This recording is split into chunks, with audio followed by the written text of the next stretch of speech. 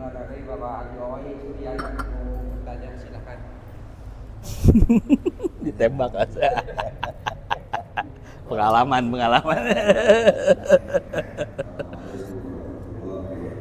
Waalaikumsalam warahmatullahi wabarakatuh.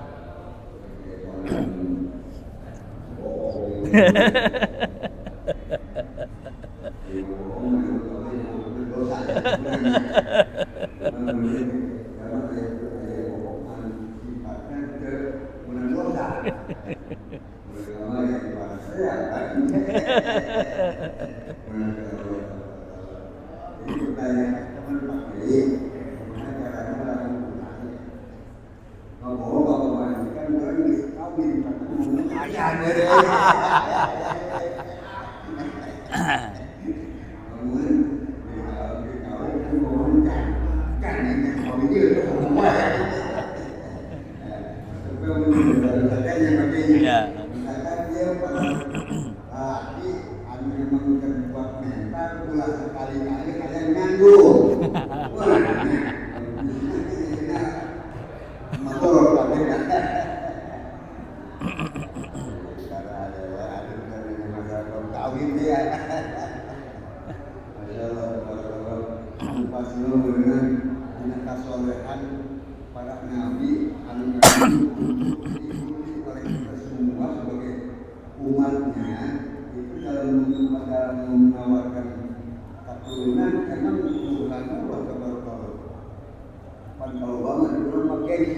Gengsi.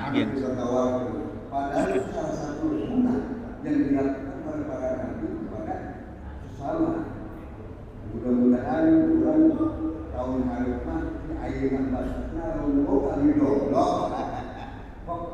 Tawarga. Tawarga ganjel.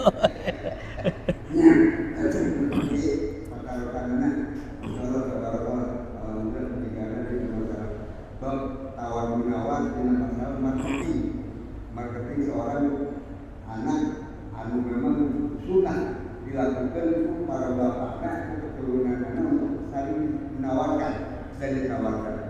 Itu barangkali lebih kurangnya. Mohon maaf kepada saya. Assalamualaikum warahmatullahi wabarakatuh.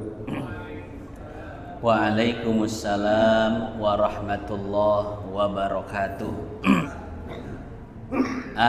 Habis ini ya, saya jawab dulu bentar. Asal hukum berbohong adalah haram, tidak boleh ya.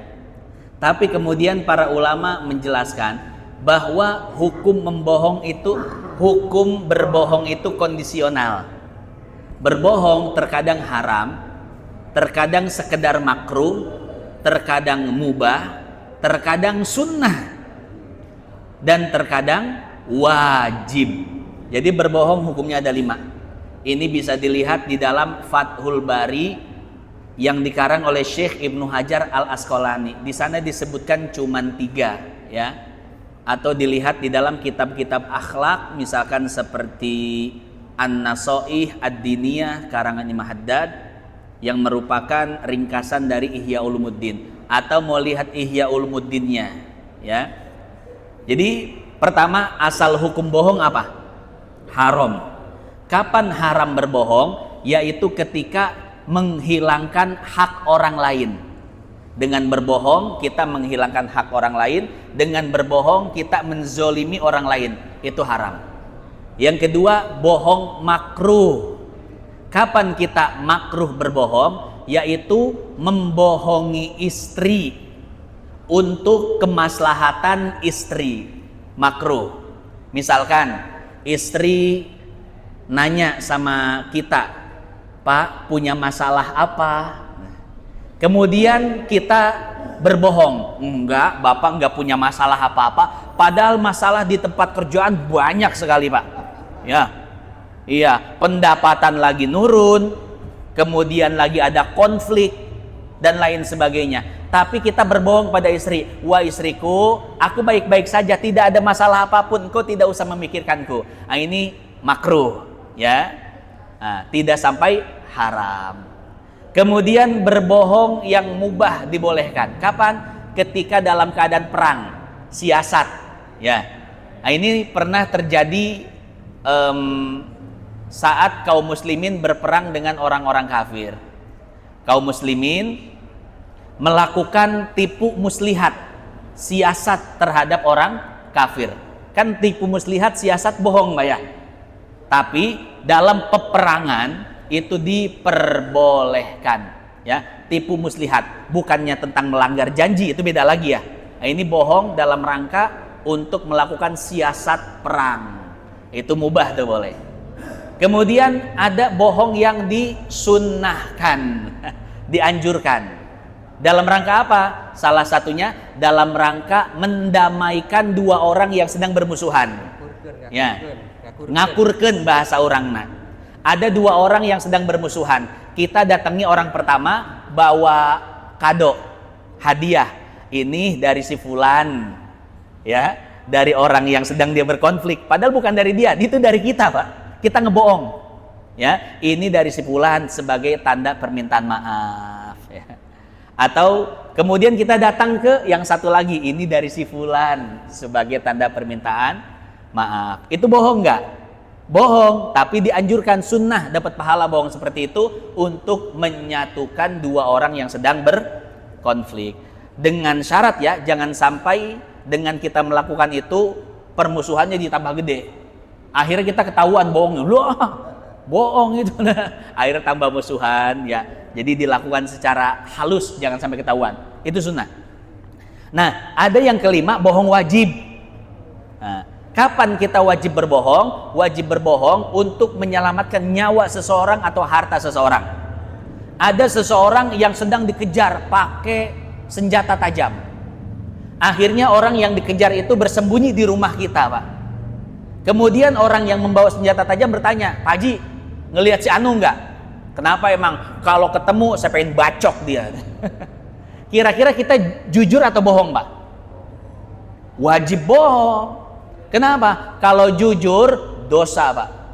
Nyawa orang bisa melayang. Kita jujur nih, oh ada di dalam tuh lagi ngumpet.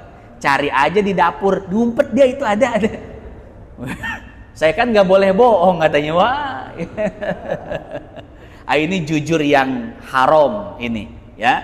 Dan bohong yang wajib bohong. Oh saya nggak tahu, ya. Mungkin dia lari ke sana, wajib bohong. Nah, dalam konteks pertanyaan yang ditanyakan Pak Haji Oi tadi, nah itu bisa dipilih tuh. Kira-kira itu termasuk bohong yang mana? Wallahu a'lam bissawab. Ini dulu nih. Ini dulu Pak Jokowi. Ayo silakan. Yang kedua ini. Nanti Jokowi belakangnya. Jokowi yang ketiga. Nah, duduk ya. Jokowi.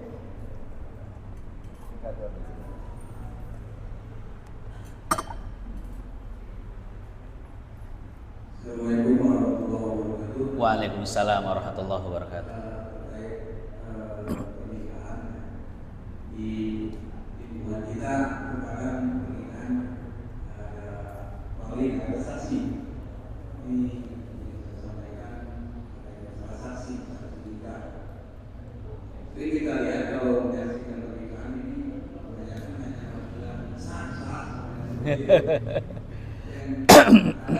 Jadi biasanya hanya pernikahan bisa jadi pertanyaan saya syarat-syarat yang menjadi saksi dalam pernikahan itu seperti apa? Waalaikumsalam warahmatullahi wabarakatuh. Syarat-syarat menjadi saksi, pertama dia adalah seorang muslim, ya. Yang kedua, dia adil. Adil itu maksudnya bukan pelaku maksiat, ya. Dia itu orang baik, bukan orang yang dikenal sebagai pemabuk, bukan orang yang dikenal sebagai preman, bukan orang yang dikenal sebagai ahli maksiat, bukan, ya. Dia masturul adalah. Yang penting dia kelihatan baik gitu ya, bukan orang bermasalah. Intinya orang baik, orang soleh, ya. Nah jadi seperti itu ya. Jadi saksi nikah itu tidak disyaratkan dia paham seluk beluk hukum pernikahan, ya. ketika memastikan atau untuk memastikan apakah akad itu sah atau tidak, yang penting di situ ada satu tokoh yang mengerti tentang hukum akad, seluk-beluk problematika akad. Nah, tentu biasanya di situ ada KUA yang sudah mengerti hal tersebut, ya. Terkadang ada ustadznya, ada tukang doanya, ada yang khutbahnya. Artinya yang penting ada orang yang mengerti apakah sah, apakah akad itu sah atau tidak. Adapun saksi sah-sah, ya itu biasanya emang mengikuti dari tokoh agama. Tokoh agama bilang sah, baru yang lain bilang sah-sah gitu ya. Makanya kalau kita lagi jadi saksi, Pak, ya itu jangan langsung ngomong sah-sah baik. Dilihat dulu tuh tokoh agama yang di situ bilang sah atau enggak, ya. Kalau tokoh agama yang mengerti tentang problematika akad nikah itu bilang sah, baru kita ikut-ikutan sah. Nah, kurang lebih seperti itu ya. Jangan langsung setiap akad dibilang sah, ya. Wallahu a'lam bishawab. Silakan terakhir Pak Jokowi. Assalamualaikum warahmatullahi wabarakatuh. Waalaikumsalam warahmatullahi wabarakatuh. Masalah apa? Berat. Oh ya.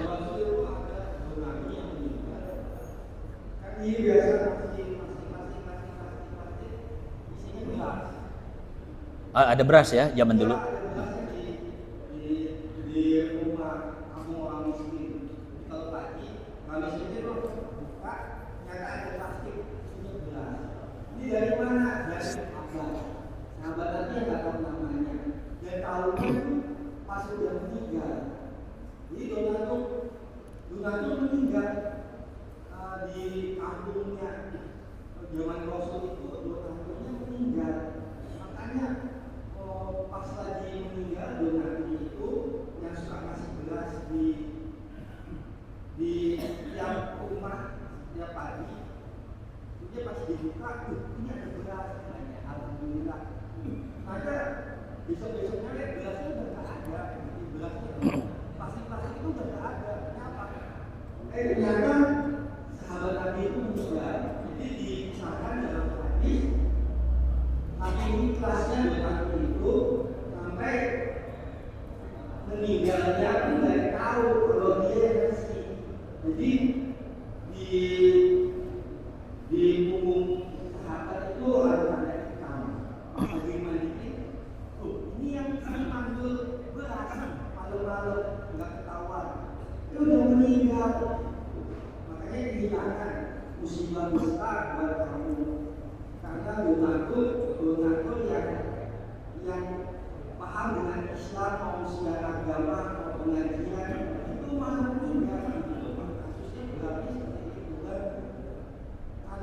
Karena masing-masing semua akhirnya pada yang anggap gitu loh. Yang meninggal. Pertanyaannya apa? Siapa? Pertanyaannya.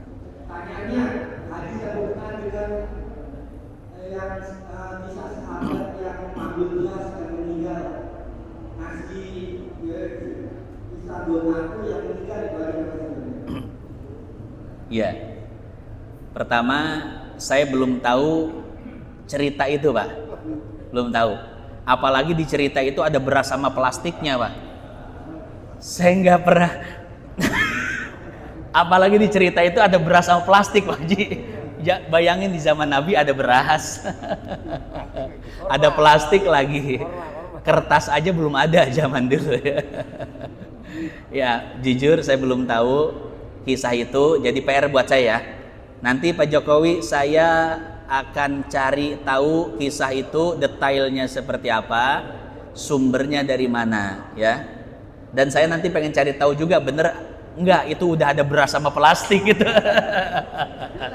Iya, siapa tahu Pak Jokowi bener.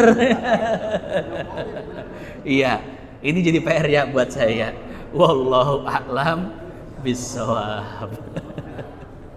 Al-Fatihah. A'udzubillahi minasyaitonirrajim. Bismillahirrahmanirrahim. Alhamdulillahirabbil alamin arrahmanirrahim. Maliki yaumiddin. Iyyaka na'budu wa iyyaka nasta'in. Ihdinas siratal mustaqim. Siratal ladzina an'amta 'alaihim ghairil maghdubi 'alaihim waladdallin.